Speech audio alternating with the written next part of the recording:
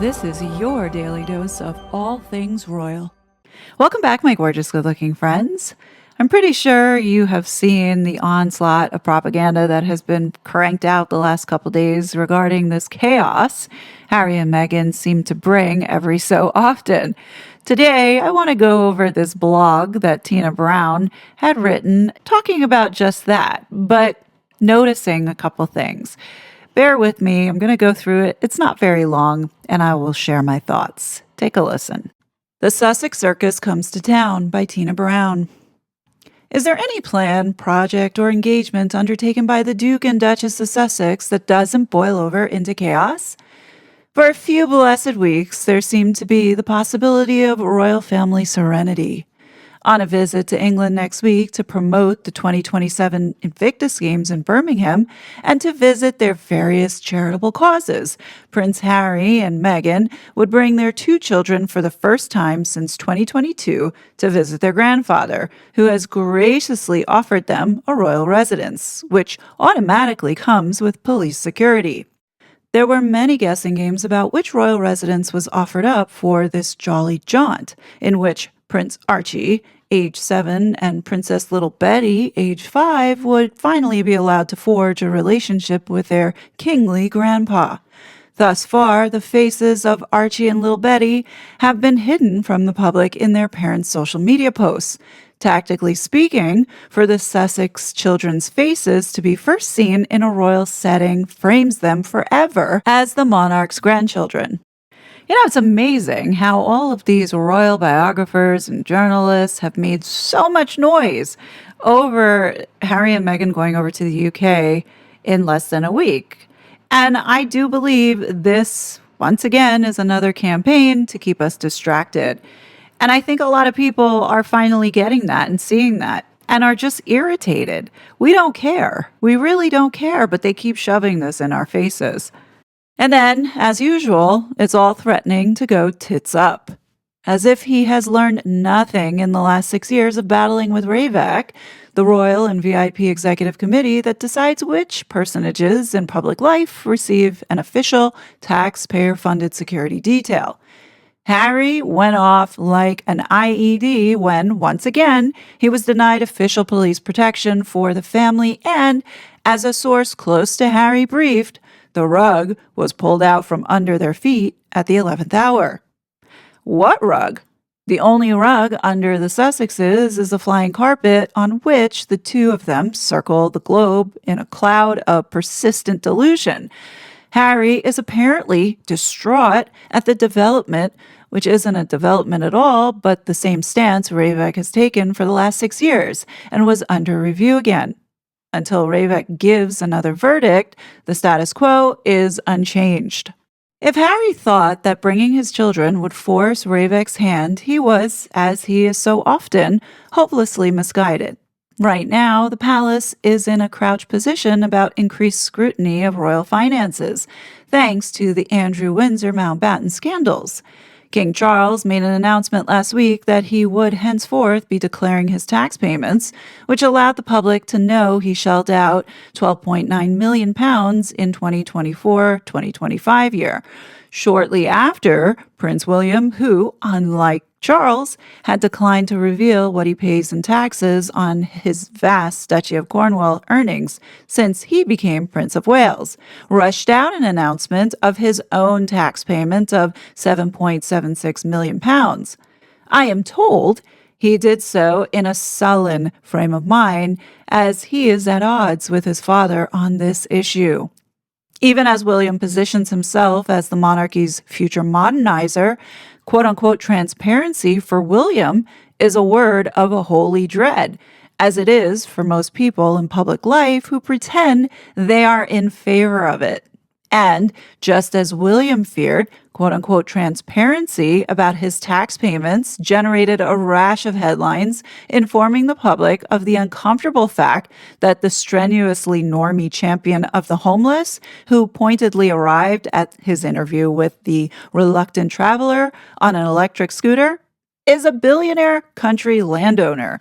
In the paranoid atmosphere of waiting for more Andrew shoes to drop, Ravik and the royals themselves are terrified of public blowback if taxpayers are asked to fund protection for the House of Sussex.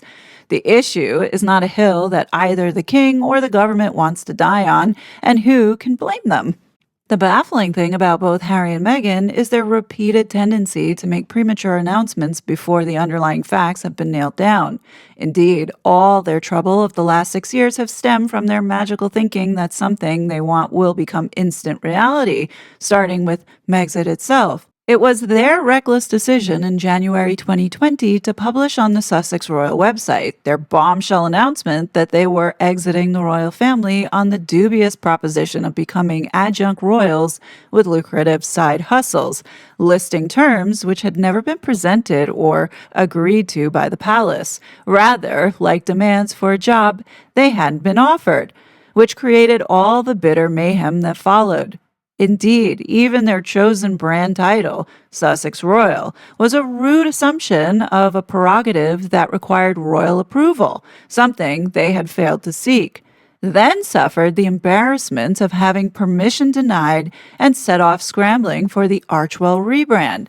They even managed to make naming of their daughter into a red-faced debacle. The new parents claimed they had received Queen Elizabeth's full blessing to give their baby daughter her most private nickname, Lilibet. But the truth is, they did not ask her. They told her. The cornered queen was as angry as I'd ever seen her, according to a royal aide quoted by biographer Robert Hardman, and she allowed the palace press office to do something rare: deny the Sussex's version of events point blank to the BBC. And so it has continued. Remember the bollocksed up 2024 launch of Meghan's lifestyle brand with the unclear title of American Riviera Orchard that had to be rebooted into As Ever? The Spencers are a hot-headed clan.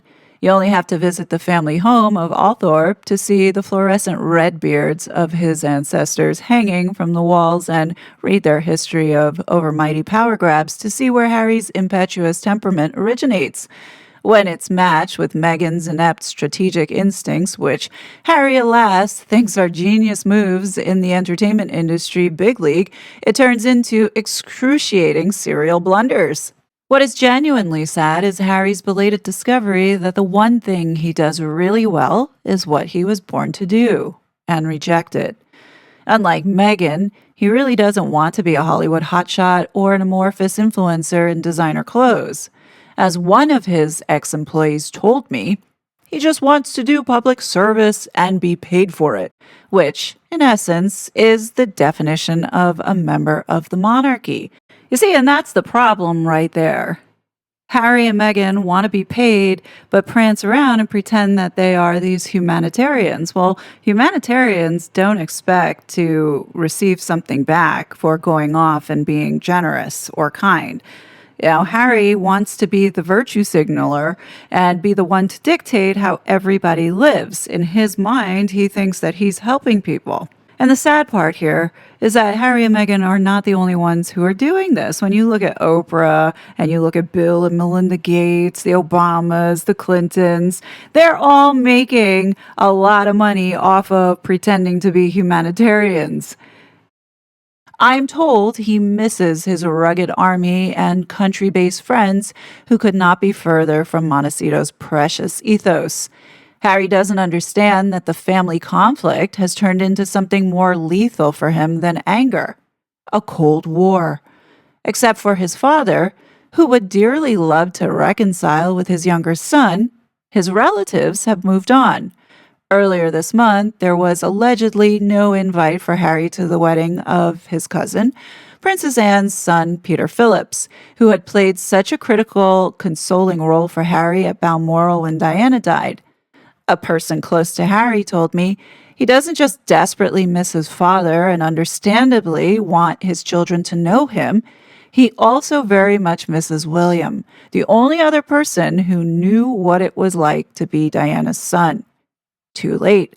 An old friend of William's shared with me that whenever he spent time with him in the years since Megxit, William's sense of betrayal by Harry was a constant theme, but during a recent long conversation, Harry's name never even came up.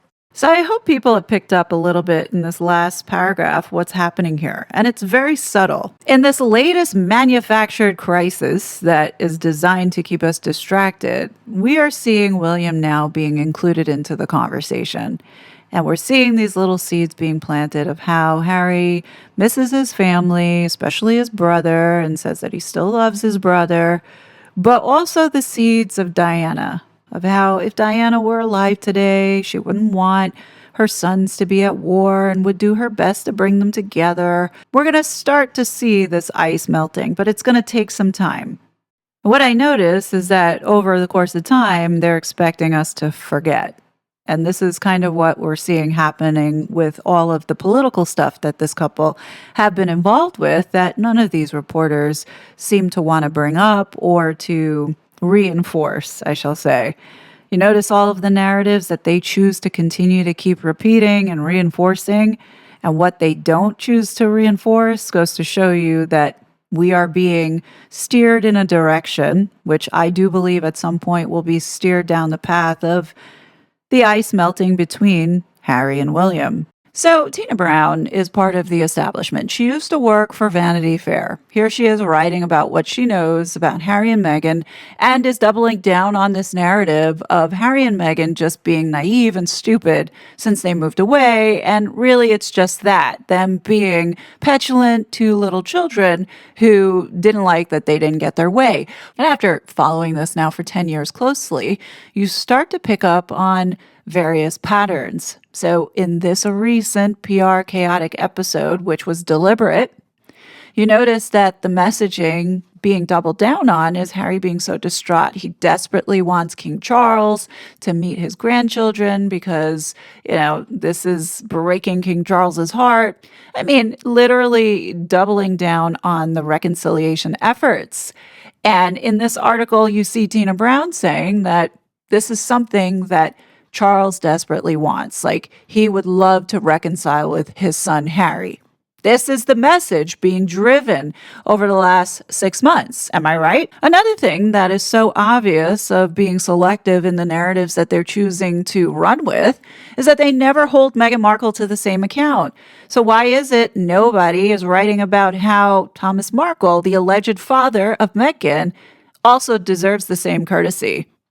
I mean, if we're going to believe this nonsense about this really being an accurate representation of this dysfunctional family, why is it that these royal reporters and journalists and media outlets never choose to write about how Meghan and Harry have access to a grandparent that's in the United States? They also never talk about the lawsuit that Samantha Markle has against Meghan. Like, that's dead in the water. That case is stuck in the appeals court, not going anywhere. And this is my opinion based off of everything that I have presented over the last several years, is that whoever is behind this so-called saga knew that this lawsuit wasn't going to go anywhere. Samantha and Meghan are on the same team.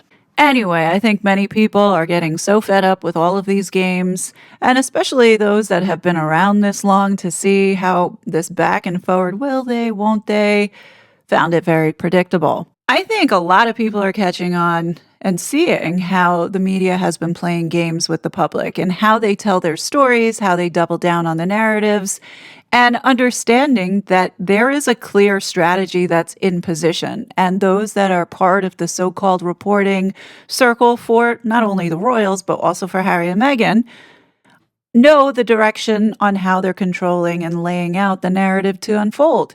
And in this case, we're watching this happen here in real time, where the appearance or the optics that they're creating here is how Harry and Meghan are so naive and keep messing up and making the same mistakes over and over. And that's because they're justifying Meghan being this like know-it-all and Harry, who is just stupid.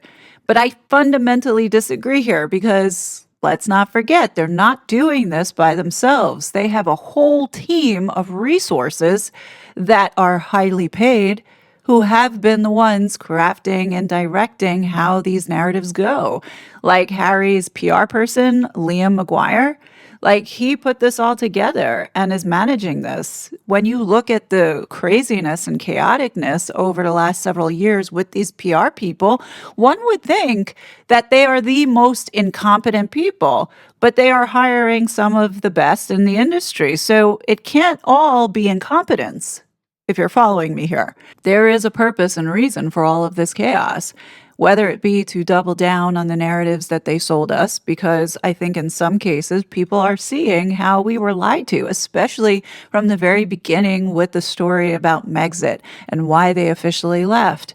I don't buy the story for a second, especially now that this book, Divide and Rule, that I shared with you over the last couple of days, goes to show you that there is a blatant lie there that blows up the whole story. And if you haven't noticed, ever since Donald Trump got back into office, there is a concentrated focus on Meghan Markle as a founder, an entrepreneur, a focus on Harry doing his life of service and wanting to go back home. But there's no mention of all the political things that this couple had been doing prior to Trump getting back into office. I mean, haven't you noticed that all of these articles that are being cranked out over the last 10 years, they choose specific narratives to continuously remind the public of what happened? Like, they always say, Harry and Meghan step back in 2020. Like, we know this. We don't need to, 6 years later, continue to keep telling the same story. But the point of them doing this is to reinforce the so-called preferred story of what went down. I think what's really important for people to grasp and understand is that the reason why there are certain narratives that are constantly being reinforced is because the PR teams from Harry and Meghan and the palace are dictating that. So, for instance, this alleged family feud between Harry and Meghan and the royals have talking points that you will see similar messaging coming out from all of the standard propagandists that have been pushing these lies and directing this narrative on this saga. But haven't you noticed that the stories that they don't repeat every single day are the ones that are political? Like, why is it that we never talk about how inappropriate it was for the Duchess of Sussex to be writing to the Speaker of the House, Nancy Pelosi, lobbying for paid family leave? None of these journalists ever talk about how Meghan was calling personal cell phone numbers of Republican senators as the Duchess of Sussex to lobby to get them to vote for paid family leave for all, which, by the way, is turning out to be another Democrat money laundering scam. You notice how none of these royal reporters, as well as in these so-called rehabilitation documentaries that keep getting cranked out, ever talk about these stories? Instead, we get the stories of who made who cry. It's not exactly award-winning journalism, but notice the last 6 years, this was one of those stories that these journalists continued to reinforce and retell God knows how many times. And, you have to stop and ask yourself, like, does anybody care? Like, it was so trivial. All right, so Catherine cried, Meghan cried. But why is this a story that these journalists continue to keep repeating? Even up to this day, 6 years later, but choose to ignore repeating the story about how Harry knew a coup was taking place before January 6th. So now when you look at these two stories, like, which is more important on finding out? How Harry knew about J6 or who made who cry? And why are they choosing to amplify one and continue to ignore the other? And the only answer that is there is because it's deliberate and it's strategic. They are not going to rehash the past when it comes to things that now they don't want any spotlight on, especially if we are to believe that the royal family is apolitical and doesn't get involved in politics. So when you look back at all the things that Harry and Meghan have done that today you see journalists not mentioning again, understand that there is a reason for it. Now, do I think these royal biographers and journalists know that they are participating in some kind of black operations? No, I don't think so. But the people that they are getting their information from, like palace sources, they definitely do. What's fascinating about this blog is that Tina Brown comes across as perplexed as to how Harry and Meghan have continued to keep repeating the same mistakes and, receiving the same outcome. What she's not doing, which I don't know if it's deliberate or if she is really dense, is not connecting the fact that Harry and Meghan have a full team of advisors around them that can't all be incompetent. Why is nobody questioning that? Why is nobody questioning the advice that they're being given for the last 6 years to drive this? Like, what's the purpose of doing this? And the only answer that I can give you here is that it's all part of what they're supposed to be doing. This is all part of distraction and deflection. We're talking about stupid shit. And what I find like the most frustrating is that there's still so many people out there who believe the story that they have been fed. And the reason why people are believing this is because they're ignoring their gut instinct, sensing that something is off in favor of these media outlets because they've been conditioned to trust them. That's the problem that we have here. But I do see that more and more people have been waking up and are actually doing some critical thinking. And they are coming to the realization that they are being lied to. And what we're seeing now in the new media space are a lot of these journalists who came from legacy media now coming over to capture the independent media audience, pretending that they are now all of a sudden different. So I'd be cautious because a lot of them now that are coming over to the YouTube space because they lost their audience in other areas is now trying to capture your minds and to try and control and take back the narrative, which is clearly what's going on here. We're seeing all of these journalists doubling down on this so-called narrative of why Harry and Meghan left the institution in the first place, when I've shown you on this channel and have proven over and over it has been a lie. They lied to us. So according to Tom Sykes, the so-called insider to the Harkles, he writes that it's blatantly apparent that what this whole exercise was about, the tour, the announcement that Meghan and the kids were coming, the whole carefully choreographed media rollout, he's saying it was a naked attempt to bounce his poor, weak, loving father into intervening in the government security decision-making to see his grandchildren, something Charles, to his eternal credit, has refused to do. He goes on to write, this is now the high water mark of Harry's emotional blackmail, to weaponize his father's love for his son, to seek to exploit the king's emotional vulnerability, his desire to heal his family. So I'm going to call bullshit on this.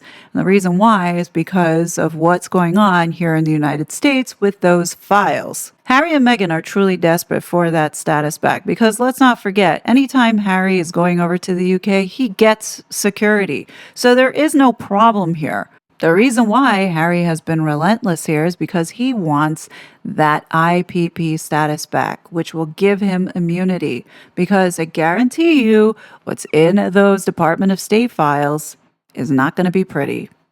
And I think he's going to do everything he possibly can. I think now he's pretty much out of options in order to prevent some of the information that could be released, which is showcasing to the world that Megxit is not really what they told us was Megxit. Other information could include clues about those two children. Last thing that I want to say here, there's a high possibility a lot of it will be redacted, and whoever they need to protect will be protected.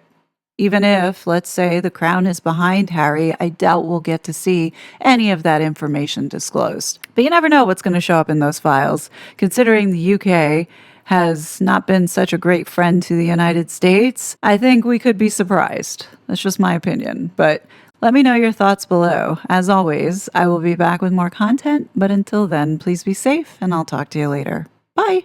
It was such a fraud.